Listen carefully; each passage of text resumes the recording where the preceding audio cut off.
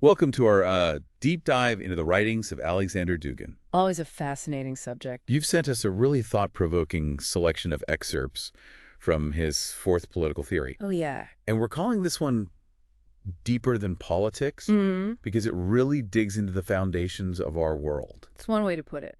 We're dealing with some seriously complex philosophical ideas here. Dense, very dense. But don't worry, we'll be your guides. We'll try to unpack it all for you. All right, so Dugin comes out swinging right from the start. He does, doesn't he? He basically says the 20th century was the end of the road for liberalism, Marxism, and fascism as we knew them. Now, I know liberalism seems to be everywhere these days, but Dugin has a very specific argument about how it essentially became a victim of its own success.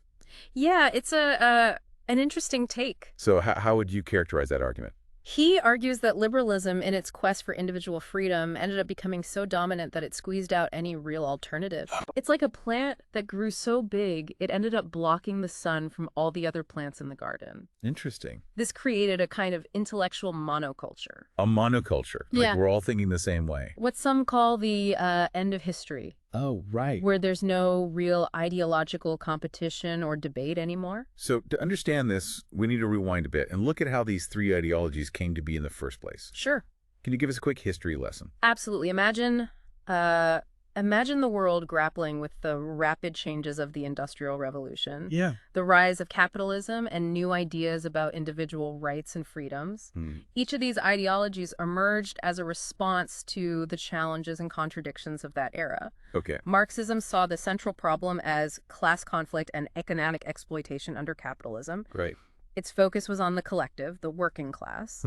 Fascism, on the other hand, emphasized the power of the state or the nation, even race in its most extreme forms, as the primary unit of political identity and action. Okay. And liberalism, with its focus on the individual. Liberalism championed the idea of the individual as the core unit of society. Right. Free from the constraints of class, state, or traditional social structures. Like the American ideal. Think about the American Declaration of Independence with its emphasis on individual rights. To life, liberty. To life, liberty, and the pursuit of happiness. Yeah. That's classic liberal thinking. Liberalism promised individual freedom, rights, and opportunities through free markets and democratic institutions. But Dugin's argument is that liberalism, in achieving this individual liberation, also created a kind of void. Exactly, by the late 20th century, with the fall of the Soviet Union and the discrediting of Marxist ideologies, and the horrors of World War II making fascism unthinkable,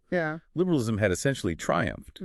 But this victory, according to Dugin, came at a cost. It created a world where there is no real ideological alternative, leading to a sense of stagnation and a lack of meaning. So in a sense, liberalism won the battle, but might be losing the war. Yeah, that's a good way to put it. It solved some problems, but created new ones. Right. And this is where Dugin's call for a fourth political theory comes in. He's arguing that we need a radical rethinking of our political and social systems. Yeah. A move away from the foundations of modernity itself. Exactly. He rejects the core tenets of modern thought. Future. Individualism, materialism. Right. The idea that technology will solve all our problems. A lot to unpack there. So it's not about tinkering around the edges of the existing system. He's calling for a complete overhaul. He is. What does he propose to put in its place?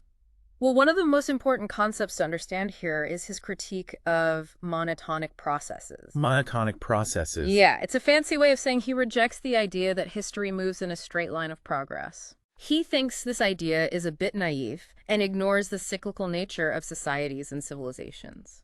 He specifically takes issue with the idea that modern societies are somehow inherently superior to traditional ones, right? Right. Remember that part where he compares adults in modern societies to children in primitive societies? Yeah. And it really flips the script on how we think about progress. That's a great example. Yeah. He points out that children in so-called primitive societies can be quite pragmatic and focused on immediate needs and material explanations, while the adults are steeped in myth, ritual, and a spiritual worldview that transcends material concerns. But in modern societies, it's flipped. But in modern societies, it's the adults who pride themselves on rationality and material progress. Right. While children are more open to imagination, wonder, and things that can't be easily explained by science or logic. Yeah. So it's really a kind of inversion of our typical way of thinking about these things. So he's suggesting that what we consider progress in the modern world might actually be a form of cultural myopia. I think that's a fair assessment. We might be missing something important by focusing so much on the material. Exactly. Yeah. Dugin is arguing that different cultures and societies value different things at different times, and that there is no single universal yardstick for measuring progress. Right. And this leads him to his emphasis on civilizations as the key actors in the 21st century. Okay, so he's shifting the focus away from individual nation states and towards these larger cultural blocks. He defines civilization as a zone of shared cultural influence, often tied to religion, history, and a distinct worldview. Like the West versus the East, or... Think about the Western world versus the Islamic world, Right. or the Confucian world of East Asia. Yeah. These are civilizations with their own internal logic and ways of being that can't be reduced to a single model of civilization as defined by the West. So instead of the end of history where everyone converges on a single model, he's predicting a clash of civilizations, right? Right. Dugin believes these civilizations, not nation-states or ideologies, are the primary forces shaping global politics. And he sees this clash as potentially messy and even violent, but ultimately more dynamic and interesting than a world where everyone thinks and acts the same way. Yes, and I think that's a key point. Yeah. He's not afraid of difference. He's not afraid of conflict. I'm starting to see how this connects back to his rejection of the idea of linear progress.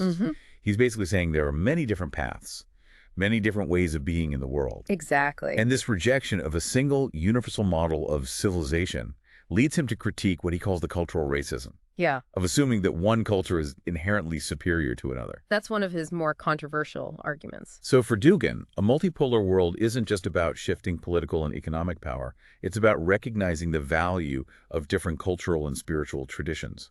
Absolutely. He sees this diversity of civilizations as a source of strength and creativity, not something to be feared or eradicated.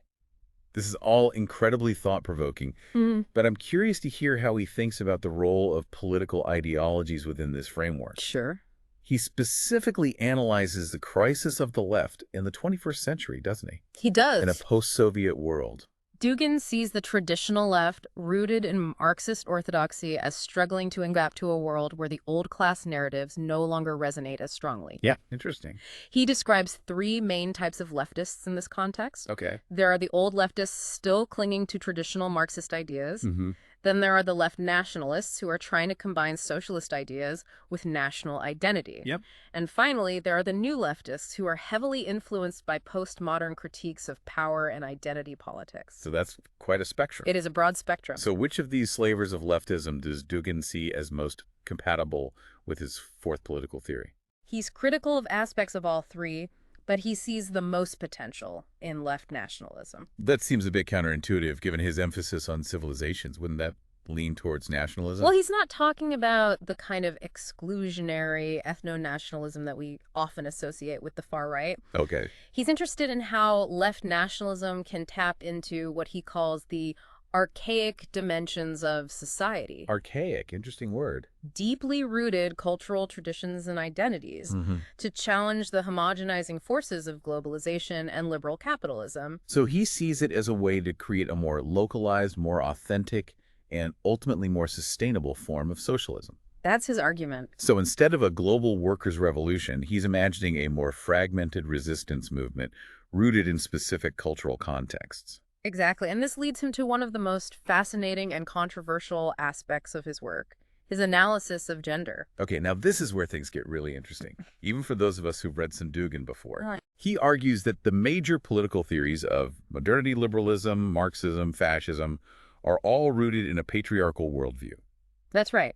He claims that these ideologies are all structured around a specific type of man as the ideal political subject. The rational, adult, white, urban, property-owning individual. So that's like the archetype. This is the archetype of the modern citizen. Yeah. And Dugin believes it's inherently limiting and unsustainable. So what kind of gender archetype does he propose for his fourth political theory?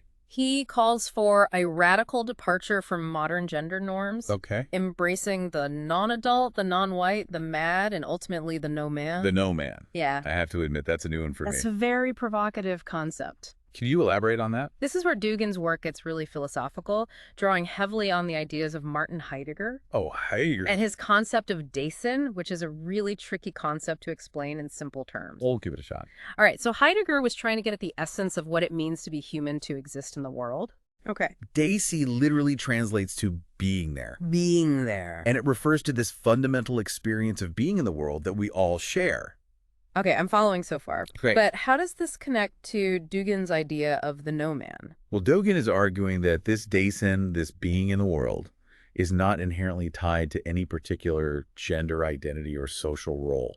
So he's trying to move beyond the binary oppositions of male and female. Adult and child. Yes. Sane and insane. He's looking for a gender archetype that's rooted in something more fundamental, something closer to the essence of being itself. Exactly. And he calls it the no man because it transcends the limitations of the traditional masculine archetype.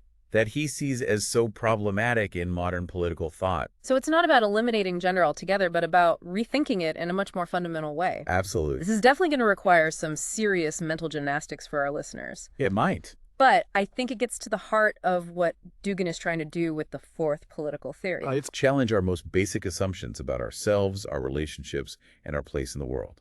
He wants us to rethink everything. Wow, that's a lot to unpack. It is. But before we get too lost to the existential realm of Dasein and the no man, let's shift gears a bit and explore another key dimension of Dugin's theory, his analysis of conservatism. Okay. He breaks down conservatism into three main categories. Traditionalism, which seeks to preserve pre-modern societies. Liberal conservatism, which aims to slow down the pace of change. And conservative revolution, which wants to overturn modernity altogether and create something entirely new. So he's really trying to map the whole spectrum of conservative thought.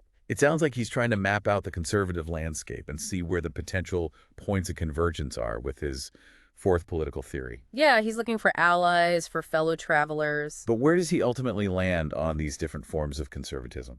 He sees value in all three, but ultimately argues for a fourth political theory that transcends these categories and builds something truly new. So something that goes beyond. He believes that each of these conservative traditions has something valuable to offer, Okay. but that none of them are sufficient on their own to meet the challenges of the 21st century. So he's not a traditional conservative in the sense of wanting to simply return to some idealized past. Not at all. He's looking for a way to synthesize the best elements of these conservative traditions with his broader critique of modernity and his vision of a multipolar world. Exactly. He's trying to create something new, something that's both rooted in tradition, but also looking towards the future. And I imagine this is where his critique of globalization and liberalism comes into play.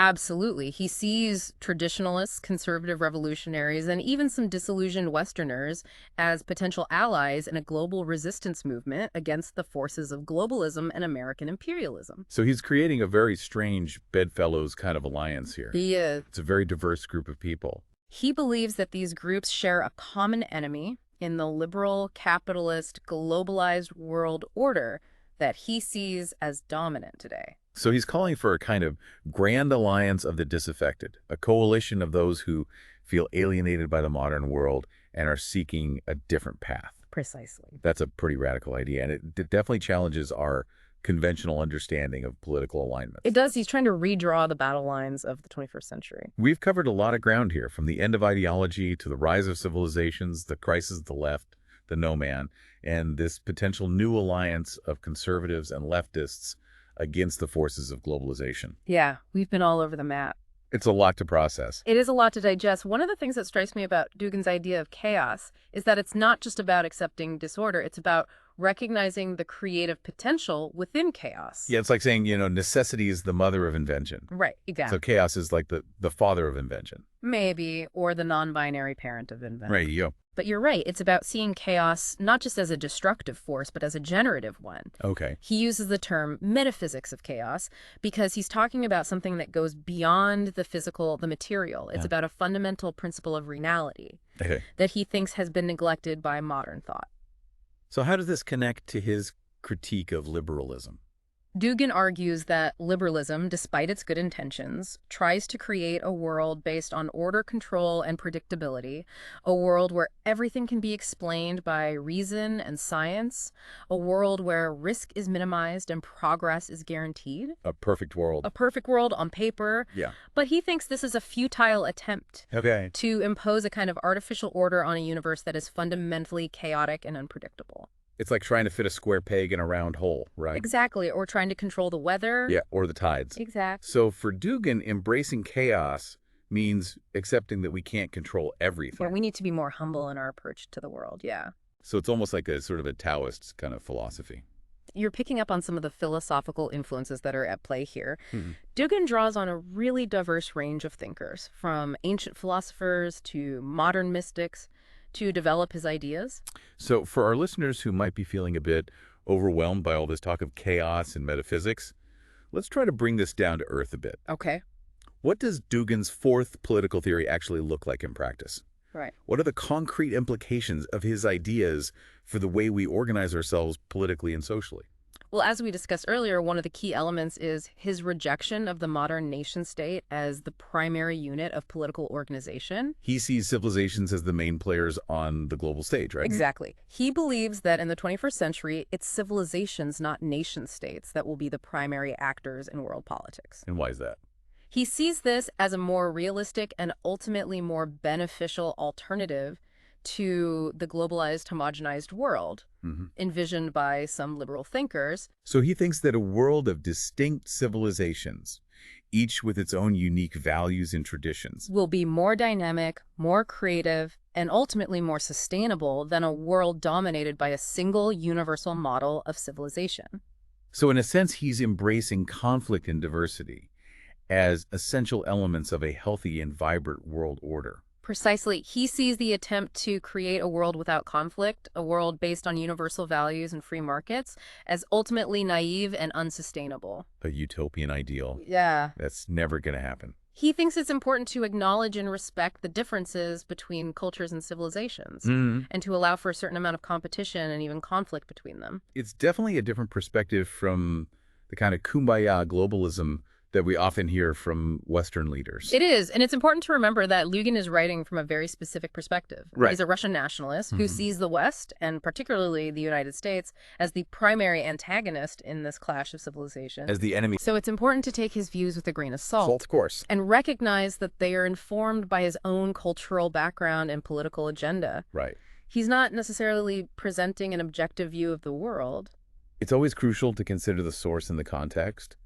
But even if we don't fully embrace his geopolitical framework, I think there's still a lot of value in his critique of the idea that we can create a perfectly harmonious and homogeneous world. I agree. And his emphasis on civilizations can help us understand some of the political and cultural tensions that we're seeing in the world today, from the rise of China to the resurgence of religious fundamentalism. So looking at it from the lens of civilizations is a more useful tool than looking at it as like individual nation states. It can be a more helpful framework, yes. Okay, so we've got civilizations vying for power on the global stage. But what about the role of technology in all of this? Technology. Dugin has some pretty interesting and even alarming things to say about the relationship between technology and liberalism, doesn't he? He does. He argues that liberalism, in its pursuit of individual freedom and material progress, has essentially unleashed a technological juggernaut that is now spiraling out of control. Okay. He sees this technological acceleration as a key driver of globalization, the erosion of traditional values, and the emergence of what he calls the post-human. Okay, post-human. Yeah. That sounds a little ominous. Now we're getting into some seriously sci-fi territory. So you break that down for us? Right. What does he mean by post-human?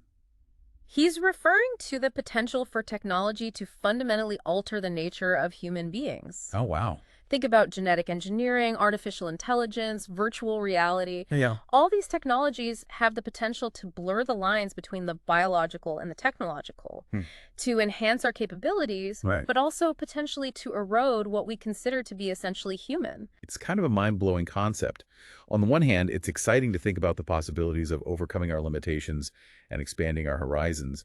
But on the other hand, it's kind of terrifying to think about what we might lose in the process. Exactly. What if we become so reliant on technology that we lose our sense of self? our connection to nature. Yeah, our capacity for empathy. Those are exactly the kinds of concerns that Dugin is raising. He's not anti-technology, Okay. but he's deeply concerned about the potential for technology to be used in ways that dehumanize us and undermine our values. Yeah, can be used for good or for evil, I guess. He sees this as one of the greatest dangers facing humanity in the 21st century.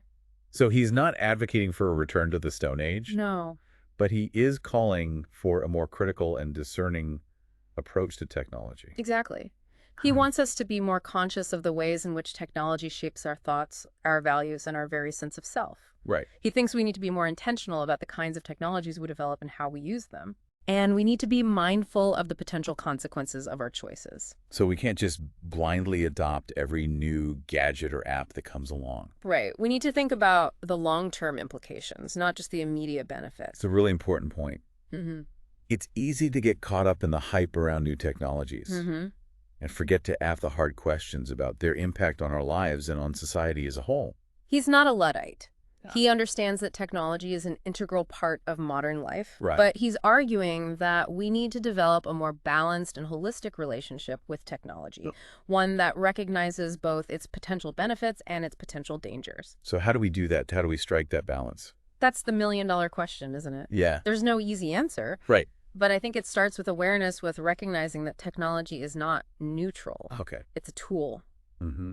And like any tool, it can be used for good or for ill. It all depends on the intention of the user. And I think it also requires a willingness to have difficult conversations about the role of technology in our lives and in society. Yeah. To think critically about the values that are embedded in the technologies we create and use. It's not just about the technology itself, it's about the values that it embodies Exactly. and how those values shape our world. This connects back to his idea of the metaphysics of chaos, doesn't it? It does, yeah. He's basically saying that we can't control technology any more than we can control the weather.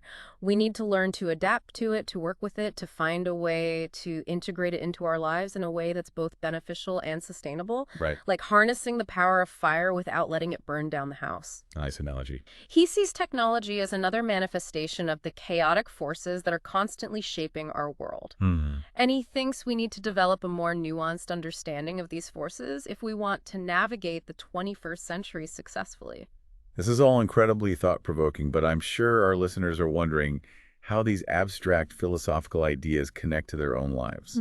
Well, that's the challenge, isn't it? To bridge the gap between these big ideas and the everyday realities of our lives. To make it relevant. I think that's something that we all need to be thinking about as individuals and as a society. Right. How can we take these ideas about chaos, about technology, about civilizations, and apply them to our own personal journeys, our relationships, our understanding of the world around us? So it's not just about understanding Dugin, it's about using his ideas as a springboard for our own thinking. Exactly. About engaging with the big questions of our time. I think that's ultimately what Dugin is trying to do. Yeah. To provoke us to think differently. To challenge us. To step outside of our comfort zones and to embrace the unknown. To embrace the chaos. To embrace the chaos. Oh, all right. Welcome back to our deep dive into Alexander Dugin's fourth political theory. We've covered a lot of ground already.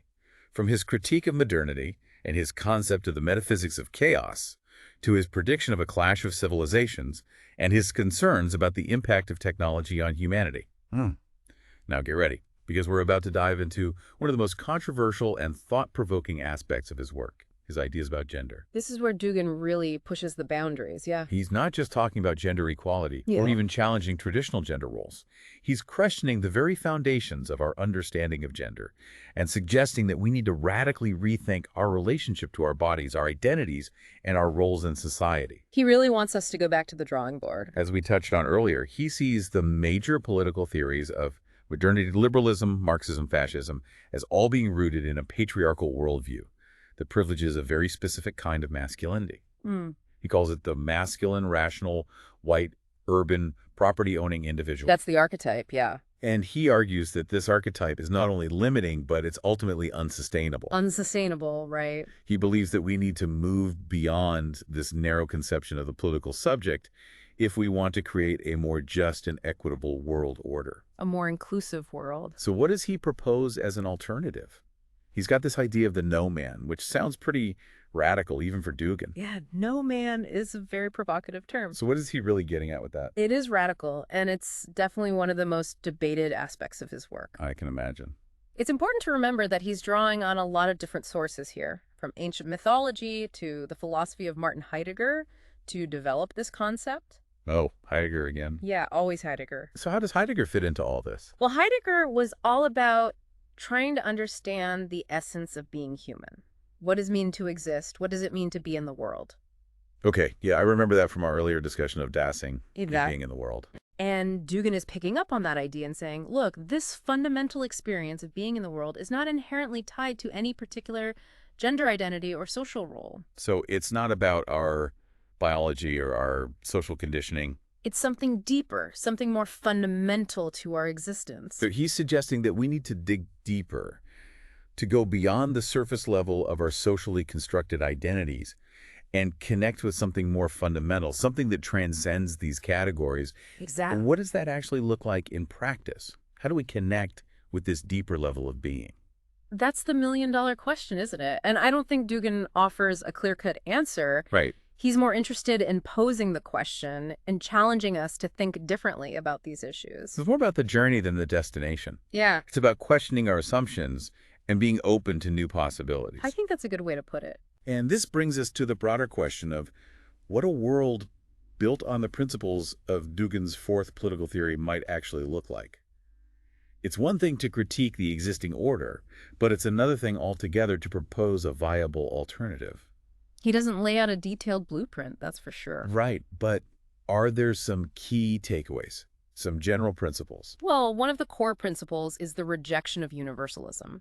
He believes that the attempt to impose a single set of values or a single model of governance on the entire world is not only unrealistic, but ultimately destructive. Yeah, we've talked about that before. He sees globalization as a homogenizing force that erases cultural differences and undermines the unique identities of civilizations. Right, so a more multipolar world. He believes that a truly multipolar world would be one where different civilizations are free to develop their own political systems, their own economic models, their own spiritual traditions, without interference from outside forces. It's a pretty radical vision, a real departure from the current world order. It is. But how would these different civilizations interact with each other in this new world order?